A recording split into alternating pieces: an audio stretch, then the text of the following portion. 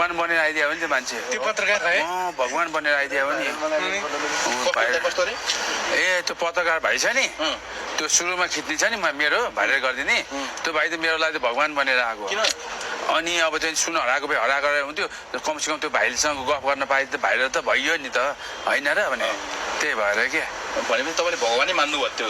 त्यो क्यामेराम्यान त म त भगवानै माने न त म कहाँ अब यो हालत हुन्थ्यो त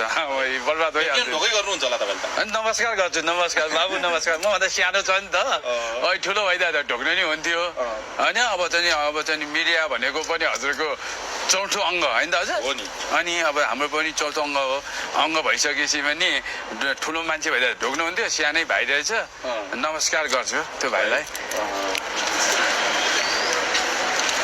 इन्टरभ्यू यसो लिने हुन्छ भने म त मरिजाउँ हुन्थेँ त है ए इन्टरभ्यू दिनुहोस् भने नि दिनुहुन्न अब नदिने भने मनमा लागिसक्यो अब हल्का भइन्छ अरे भने सबले कस्तो भइन्छ अरे भेलुबाजी जस्तो